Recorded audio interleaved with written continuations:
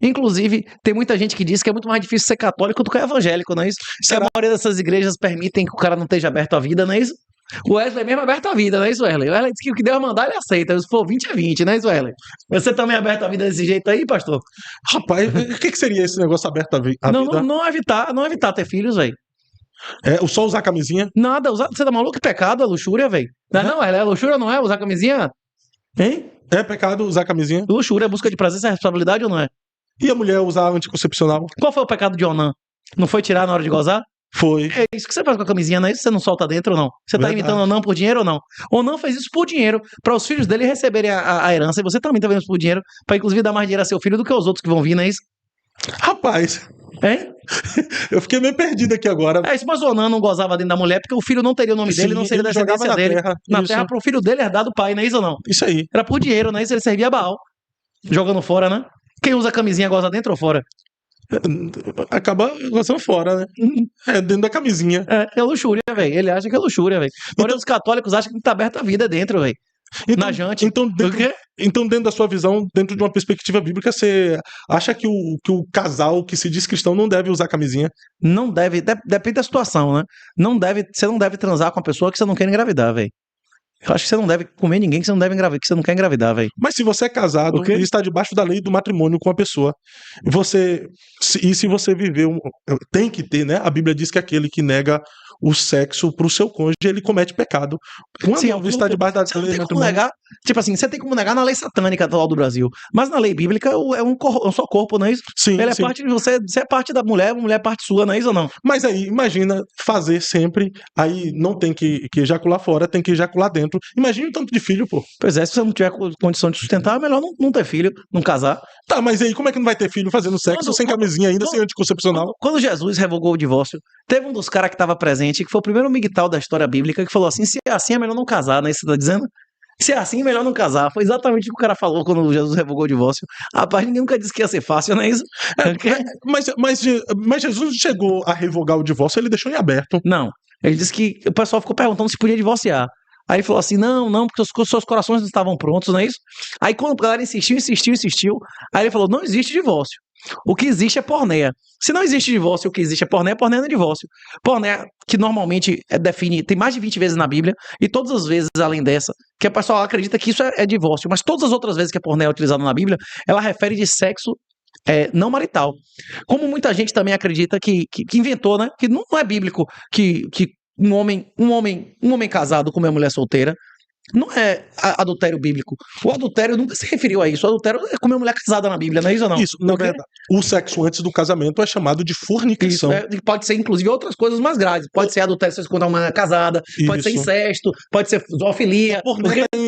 Se retrata como impureza sexual. Isso, pronto, mas que normalmente, todas as outras vezes na Bíblia, era impureza sexual de solteiro. Nunca foi de casado. Nunca foi referido como adultério. Toda vez que era adultério, era uma palavra que se referia especificamente a adultério.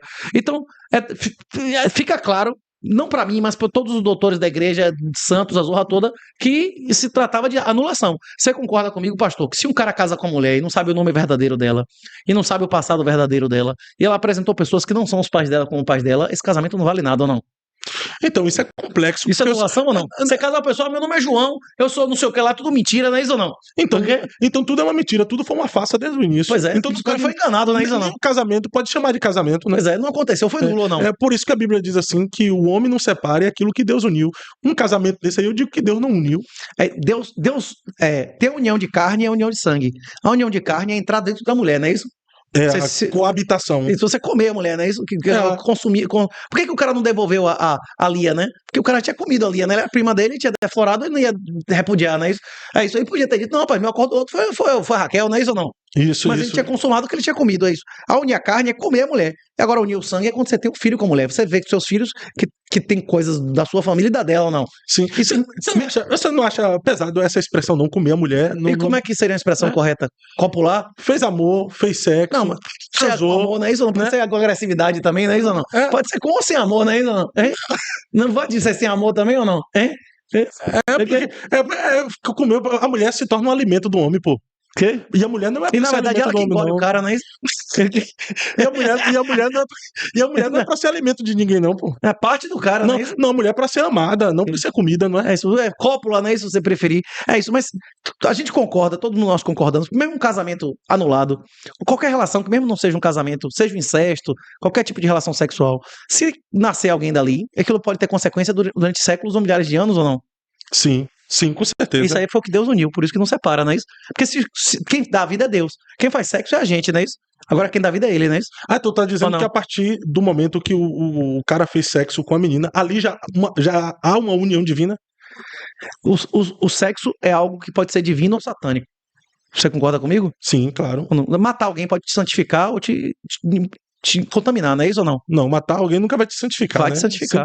Sempre vai Pode te santificar, contaminar. inclusive tem no Êxodo 22, que é galardão. Não, está Não é escrito, pecado de sangue, não é isso? mas está nos 10 mandamentos também, não matarás, né? É isso, mas tem situações onde pessoas foram ordenadas a matar em nome de Deus ou não?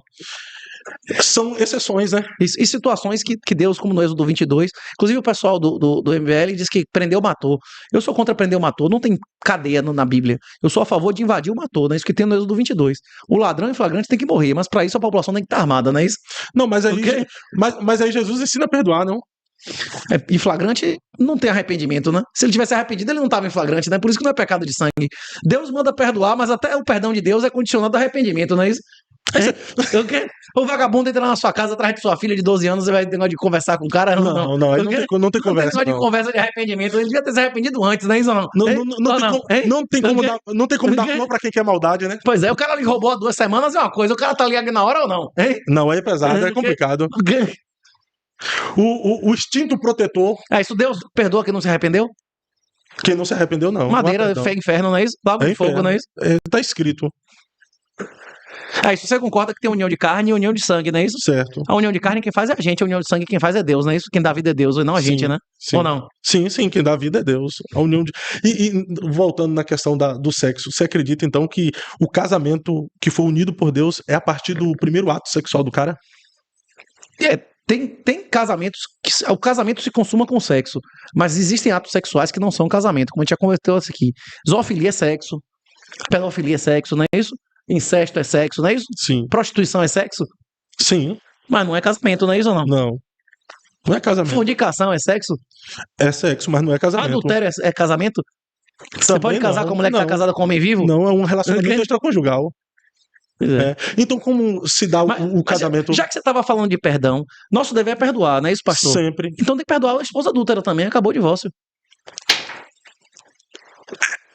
É fato, precisa perdoar, mas a Bíblia recomenda perdoar.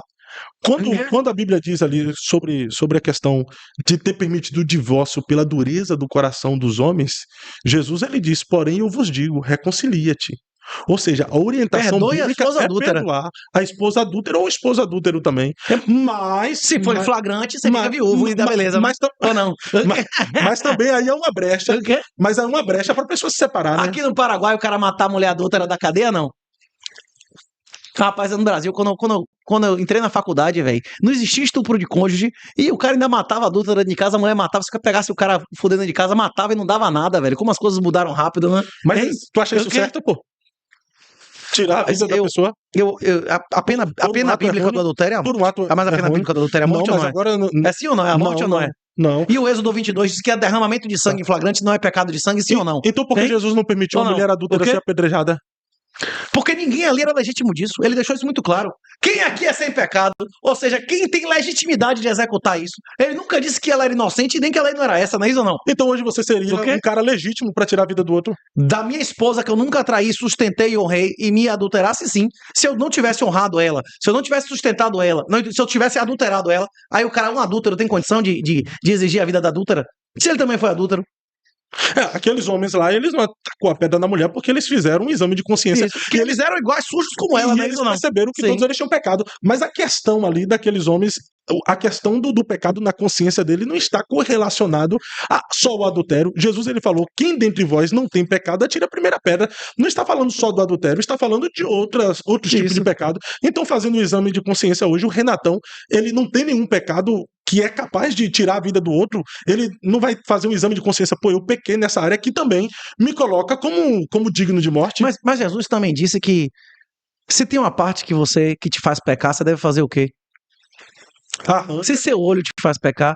Ele também disse que a esposa é parte de você, não é isso? Você deve considerar ela e amar como parte do seu corpo. Se ela vai te fazer pecar, se você vai levar uma maldição de uma mãe puta a seus filhos, o que é o melhor pra fazer? Não é isso? Eu não. Como é que chama? Eu não quero prejudicar seu programa, mas como é que chama a minha opinião, velho? Não. É que a lei bíblica, isso aí não é pecado de sangue, não. Mas são discursos de feminicídio, né, não?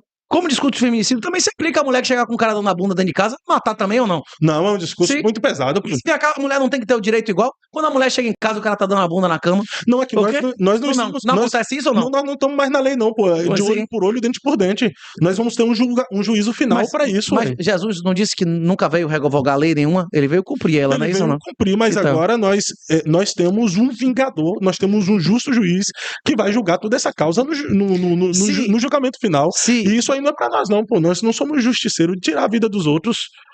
Deus foi quem deu a vida e ele é capaz de tirar a vida. Então, está escrito também. Mas ele instituiu a lei de Deus desde Samuel, instituiu tribunais, instituiu penas de homicídio, inclusive, tem vários crimes que a pena é a morte, e inclusive tem procedimentos bíblicos, que é o que a gente estava conversando antes. Hoje, a lei cada vez mais é satânica, né? Mas existe a lei correta, a lei de Deus, está lá dentro do livro de Samuel. Antes mesmo de existir Davi e Salomão, que eram pecadores também, embora tivessem um contato muito maior com Deus do que qualquer governante da atualidade, não é isso? Os caras eram íntimos de Deus, mas nem por isso deixavam de ser adúlteros, a zoa toda se relacionar com mulher imunda, não é isso ou não? De mexer com feitiçaria, com falsos deuses e tudo mais, não é isso? Sim. É isso. Como é que funcionava na lei de Deus? Não tinha pena de morte? Na lei de Deus não tem pena de cadeia, não é isso? Não existe pena de cadeia na lei de Deus. Não é isso? A pena é escravidão, não é isso? É pagar a escravidão à morte, não é essa pena que tem lá ou não? É isso que é olho por olho, dente por dente. Não, Jesus nunca veio revogar a lei de Deus. Se a gente fosse colocar a lei penal de Deus sem cadeia, como é que a gente ia punir as pessoas que cometem crimes? Todo mundo ia ser perdoado de tudo? Não, mas na época de Jesus, especificamente, já existia cadeia. Não era só pena de morte, mas na Bíblia não tem isso no livro de Samuel. É escravo, você vai pagar. Se você não tiver condição de pagar, você vai ser escravo. E se você se não for possível alguns crimes específicos, morte, não é isso que era as penas que tinha lá ou não na Bíblia? Sim, mas aí você quer viver na época dos primatas, pô. Não, na época da lei. Jesus disse que do início ao fim dos tempos, nenhum tio, nenhuma vírgula será revogada da lei. Não foi ele que disse isso ou não? Não, mas agora nós estamos vivendo o evangelho de Jesus. Mas ele revogou tudo que Jesus revogou, ele revogou expressamente. Ele revogou expressamente pelo menos 3 vezes a alimentação. Você concorda comigo? Que o que entra... Ele revogou expressamente isso ou não? Sim, sim. Isso. Ele revogou expressamente cortar o pênis.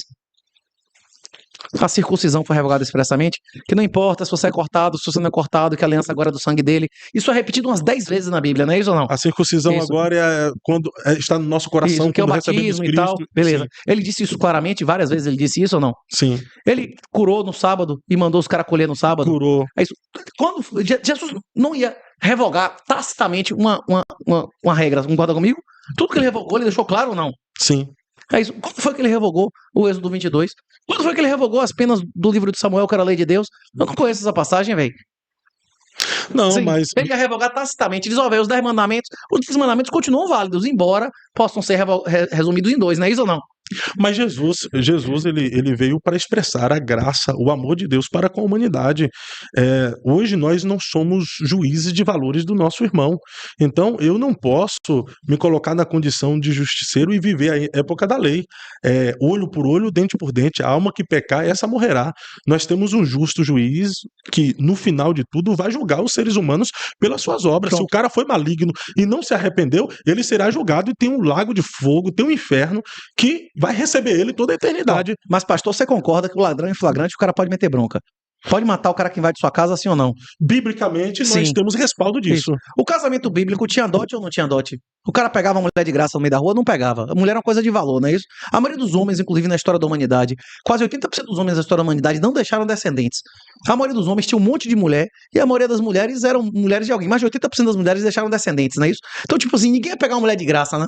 Tipo assim, por mais vagabunda que fosse, ia ter dote. O cara pagou por aquela mulher. Se o cara está tomando a mulher que ele pagou, não tá tomando uma coisa dele ou não? Que ele pagou por aquilo ou não? Hein? Se ele pagou por aquele. A mulher dele. Isso. O Jacó, por exemplo, trabalhou para ter a sua primeira esposa, Lia, depois ele trabalhou para ter Raquel. Não é a compra da mulher, porque ela não é escrava. O dote é um colateral para garantir a família da mulher que se ela fosse repudiada, o pai não ia contaminar o patrimônio do pai, o sustento dela e dos descendentes, não é isso? Eu não entendi, não. O dote não é a compra, ela não é sua escrava. Sim. O dote é um colateral, é uma garantia para a família da mulher que se você repudiar, se não, naquela época existia INSS, tinha aposentadoria. Não. Se você morresse depois que você meteu 2 filhos na sua mulher, quem ia sustentar esses filhos? Provavelmente o sogro. Meu irmão. Ou se você não tivesse irmão, de sogro, né? Isso. Ou não? Se a grana tivesse na mão do seu sogro, eu ia dizer, não, quero minha filha, não é isso? Se sua filha for uma adúltera, por exemplo, hoje na lei islâmica, se você matar a adúltera, você perde direito ao dinheiro. Se você provar que foi adúltera, você devolve ela e fica com o dinheiro. Você preferir sua filha adúltera viva ou morta? Ou dinheiro?